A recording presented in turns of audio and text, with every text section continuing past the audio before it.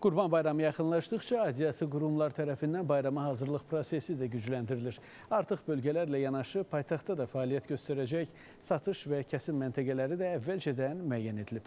Qanunsuz heyvan satışı və kəsiminin qarşısının alınması üçün bayram günlərində Azərbaycan Qida Təhlükəsizliyi Agentliyi və digər aidiyyatı qurumlar birgə fəaliyyət göstərəcəklər. Qurban Bayramına artıq 2 gün qaldı. Bayram günlərində qurbanlıq heyvan kəsimi və satışının müvafiq norma və qaydalara uyğun, təhlükəsiz, sağlam şəraitdə həyata keçirilməsi məqsədi ilə yalnız əvvəlcədən təyin edilmiş yerlərdə kəsmə və satışa icazə veriləcək. Qurban Bayramı günlərində 134 ünvanda qurbanlıq heyvanların kəsimi və satışı təşkil olunacaq ki, həmən məntəqələrdə də baytarlıq nəzarətindən keçmiş, sanitar gigiyenik tələblərə riayət olunmaqla kəsilmiş heyvanlar sifarişçilərə təqdim olunacaq. Onlardan 60-ında həm kəsim, həm satış, 27-si yalnız satış, 31-də isə yalnız kəsim xidmətləri təqdim olunacaq.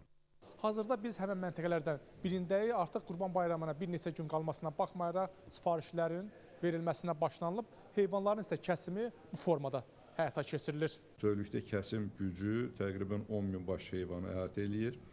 Eyni zamanda satış həyata keçiriləcək ünvanlarda da ümumi heyvanların tutumu 23 min baş heyvanı əhatə eləyir ki, eyni zamanda Qida Təhlükəsizliyi Agentliyi ilə razılaşdırılmaqla kəsim məntəqələri olmayan bölgələrdə səyyar heyvan kəsimi çadırları da fəaliyyət göstərəcək.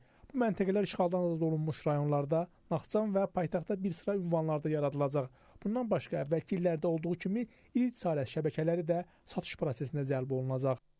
Bu ilki Qurban Bayramında bu kəsim məntəqələrində 10 belə kəsim məntəqələrindən istifadə olunacaq ki, bu tip kəsim məntəqələrinin 9-unda heyvanların həm kəsimi, həm satışı, bir məntəqədə isə yalnız kəsim həyata keçiriləcək. Qida Təhlükəsizliyi Agentliyi Qurban Bayramı günlərində kəsim və satışla məşğul olan sahibkarlara çağırış etdi. Qanunsuz qurbanlıq heyvanların satışının qarşısının alınması məqsədi ilə agentliyin səyyar monitorinq qrupları da fəaliyyət göstərəcək. Bu günlərdə də qanunsuz heyvan kəsimi hallarına icazə verilməyəcək. Belə ki, ümumiyyətlə heyvanlar qanuni kəsim məntəqələrində kəsilməlidir. Onu da bildirək ki, bayram günlərində qanunsuz kəsim və satış təşkil edəcək şəxslərə qarşı Daxili İşlər Nazirliyi və digər aidiyyatı qurumlar tərəfindən birgə nəzarət tədbirləri həyata keçiriləcək. Qanunsuz kəsim yerləri aşkarlanacağı halda ciddi tədbirlər görüləcək. Rəşad Vəkiloğlu, Nadir Zəllov, Space xəbər.